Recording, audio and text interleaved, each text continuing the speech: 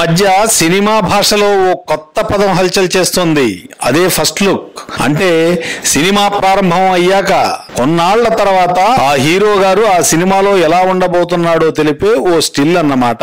ఆ లుక్ బయటకు వచ్చే వరకు చిత్ర దర్శకుడి దృష్టి అంతా ఆ సినిమా స్టిల్స్ ఎక్కడ బయటికి రాకూడదనే దానిపైనే ఉంటుంది. గతంలో సినిమా ముహూర్తం షాట్ రోజే హీరో ఈ సినిమాలో ఇలా ఉండబోతున్నాడు అని తెలుస్తుంది. ఆ రోజుల్లో సినిమాకు హీరో లుక్కుల్లో మార్పు ఏమి ఉండదండోయ్. ఇప్పుడు కొత్తగా పుట్టుకొచ్చిందే ఈ ఫస్ట్ లుక్. ఈ ఫస్ట్ లుక్ కోసం ఒక్కో హీరో 2-3 నెలలు కష్టపడి తనను తాను మార్చుకుంటున్నాడు. దీనికి తోడు 6 ప్యాక్ అని ఈ మధ్య వరకు నడిచింది కూడా.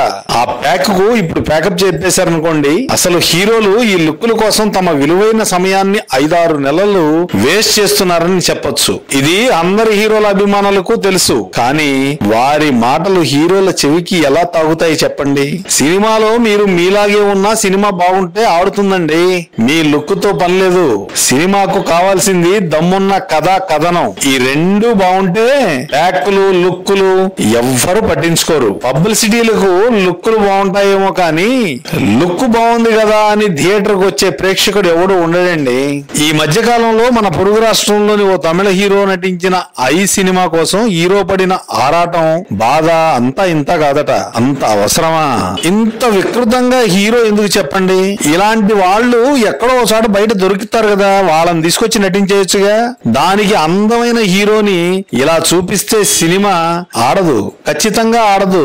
ఇలాంటి లుక్కులతో మన సీనియర్ హీరో కమల్ హాసన్ గారు ఓ 25 ఏళ్ల క్రితమే ఇవన్నీ కానించేశారు. ఇప్పుడు ఎవరికి కావాలి చెప్పండి? కథ బాలేకపోతే ఎన్ని విన్యాసాలు చేసినా సీట్లో కూర్చున్న ప్రేక్షకుడు సెల్ తో కాలక్షేపం చేస్తుంటాడు.